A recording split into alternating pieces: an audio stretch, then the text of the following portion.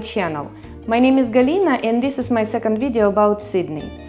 I will show you Chinese garden. I'll take you on a tour of Sydney Opera House. We will go to the Darling Harbour. We will go to the Katoomba Falls and Three Sisters.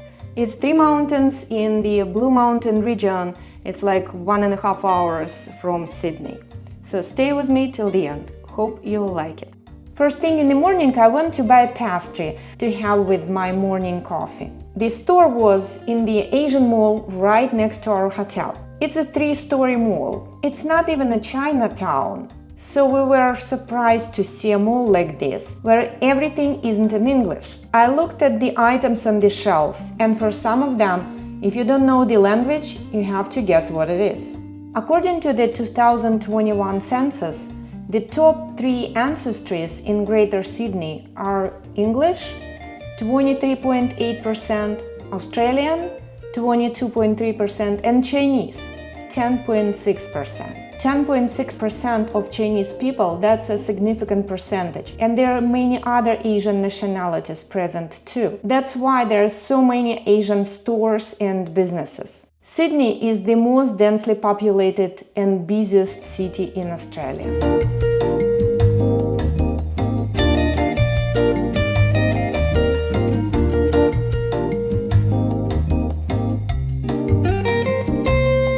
I bought these pastries, brought them to the hotel and had my morning coffee. I thought they had blueberries, but it's a balls like in bubble tea. It wasn't what I expected and it wasn't what I was paying for. I didn't even think to ask, and maybe it was written there, but I don't speak the language. After breakfast, we went to the Chinese garden. Later today, we'll go to the Sydney Opera House, and now I want to tell you a little bit about its history.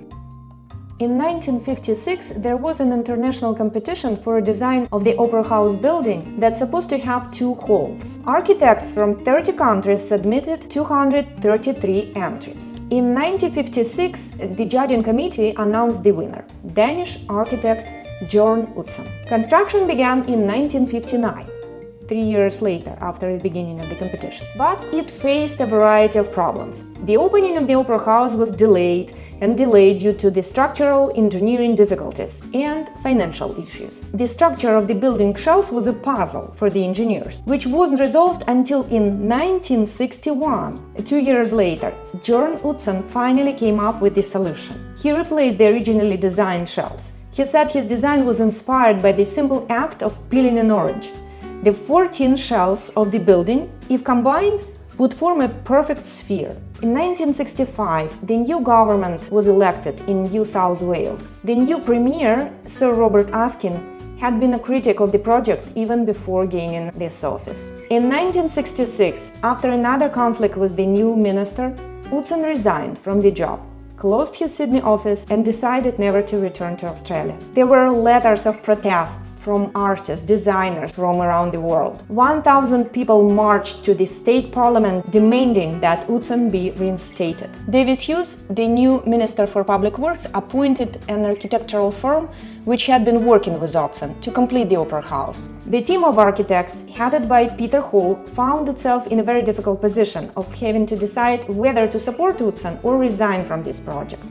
Peter Hall even went to Denmark to try to persuade Utzon to come back. But Utzon was expecting the government of New South Wales, the minister, to invite him back, which never happened. When Utzon left, the shells were almost complete, and cost at the time was only $22.9 million. After major changes to his original plans for the interiors, the final cost rose to $103 million. Almost 5 times more. The Opera House was finally completed in 1973 and Queen Elizabeth II attended its opening. Utzon was invited to the opening ceremony, but he declined. In 1999, Utzon agreed to return as the building's architect. He redesigned the reception hall, the only interior space that had been true to his plans. Next, we took an Uber to the Google office. One difference between Australia and America is that in Australia they don't use or almost don't use disposable plastic dishes and utensils, like we do in the US. In New York, if you want to sample or buy ice cream, you get a plastic spoon.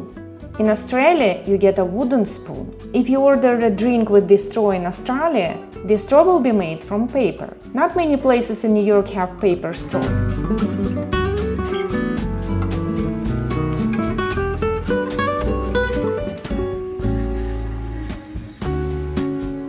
Look at these ceramic caps. They look like plastic, but they're not.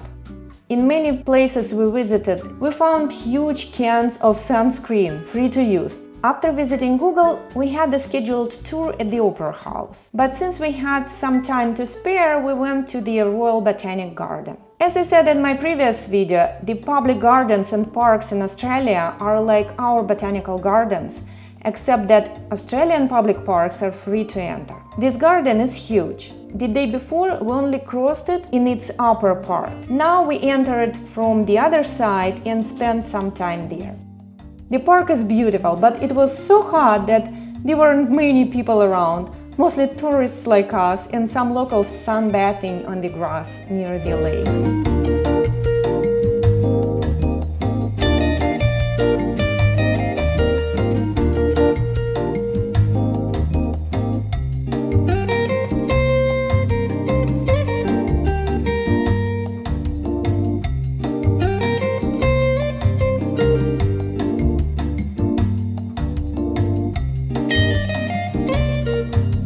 We walked along the water to the Opera House, Sydney's best-known landmark.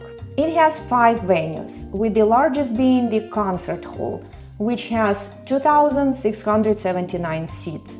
It hosts symphony concerts, choir performances, and popular music shows. Opera and dance performances, including ballet, take place in the Opera Theatre, which seats a little over 1,500. There are also 3 theatres of different sizes and configurations for film screenings and smaller musical performances. The forecourt hosts outdoor performances.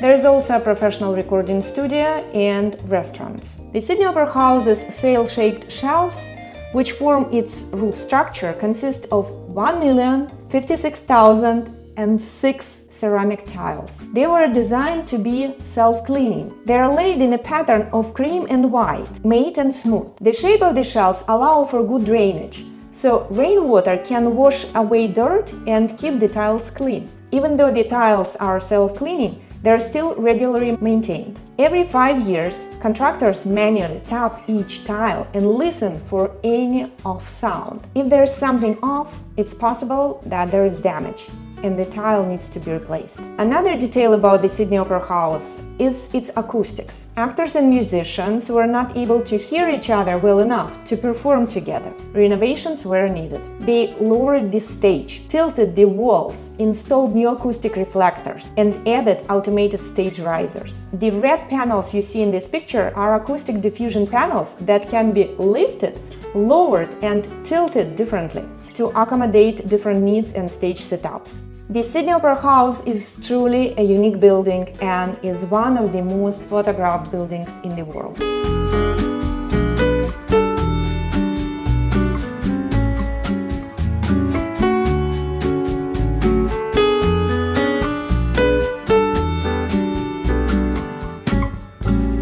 The next day, we rented a car to drive to the Blue Mountains region.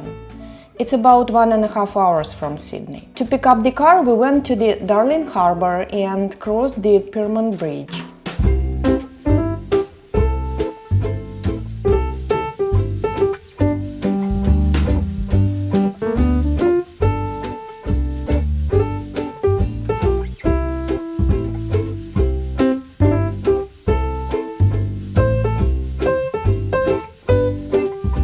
On the left side, there is a Sydney Zoo, Wildlife Zoo, Sea Life Sydney Aquarium, and Madame Tussauds Museum. We didn't go there. We were heading to the Blue Mountains to see the Katoomba Falls and the Three Sisters, 3 mountains next to each other.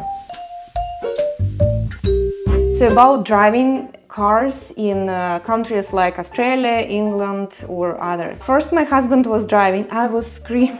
Then we switched places. No, he wasn't screaming, he was helping. He was helping quietly, and yes, he was actually helping. So what was the problem? So we thought the main difference, it's how you make turns. So how we make right turn here in the US, for example. We make it to the next line to us when we make a right. There you have to go to the furthest line to you. And the same with the left turn. We need to make it to the closest line, but that was not our problem, not main problem. I mean, that was not even a problem because my husband was doing this very good, flawlessly. I was doing it, you know what, very slow. I was always asking, this lane and that lane, okay. But main problem was on the highway. We thought that we'll make several turns, then we'll go on highway, and that's it. We needed to drive 1.5 hours. We'll be just driving straight. What's the problem? How we usually drive? We do not sit in the middle of the car. We sit to the left, right? But we still manage the car driving in the center of the lane. Our brain does it already automatically. We thought, okay, we will manage to be in the center of the line. But no, when my husband started driving, he was very close to the left edge. I was telling him and he couldn't understand. He suspected that something is wrong, but he wasn't believing me at first until cars started signaling to him. And then we switched places because I was too nervous. I couldn't do it. I thought we'll crash. When I was behind the wheel, I knew the problem. So I just did mental note that I need to keep to the right, to be in the center. I'm sure you will search how to drive in these countries. Think about it.